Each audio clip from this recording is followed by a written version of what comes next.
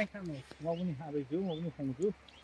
मलाई म एक मुठी खुवाउँछु। एक मुठी म खुवाउँछु नि, एक मुठी म खुवाउँछु नि यहाँबाट चियासो पारेर। पानी सिमसिम पानी कान्छी नानी है, कान्छी नानी त्रिखुलाको यो हामीले स्वाद लिइराखेका छौँ। सिमसिम पानी कान्छी नानी त्रिखुलाको दाना खानी। यस तपाईँ त यहाँ साहित्यकार पनि निस्किनु भयो। साहित्यकार किन सर? एकदमै। तपाईँ पनि खानु होला। ल धन्यवाद धन्यवाद।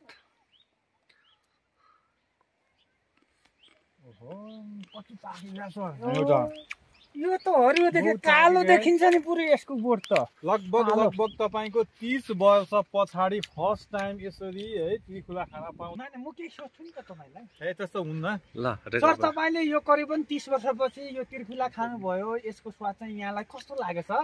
30 वर्ष भनेको चाहिँ कस्तो हो भने नि सर, हजुर म जन्मेदेखि आजसम्म 30 क्रस भइसकेँ म। यता पनि हेरौँ। 30 को दशक मैले क्रस गरेँ। फर्स्ट टाइम चाहिँ मैले यो त्रिखुला देखेको।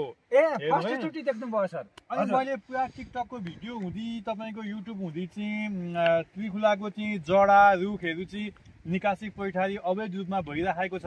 हो ट्रकका ट्रक भन्ने सुनेको थिएँ। हो हो हो तर अब नदेखेको कारणले गएर चाहिँ हाल्दैन थिएँ म। हो तर जब यहाँ मादरी बाजुनामा आइसके पछाडि साथीहरूले जब यो त्रिखुलाको बारेमा बताउनु भयो, यो पाक्नुभन्दा अगाडि नै, यो फुल्नुभन्दा अगाडि नै ओहो यो त मिठो हुन्छ, यो त धेरै औषधीय गुणयुक्त छ भनेर चाहिँ हजुर भन्दाखेरि त आज यसरी लटरम्मै पाकेको कालो त्रिखुलो खाना पाउँदाखेरि चाहिँ एकदम आई एम ह्याप्पी।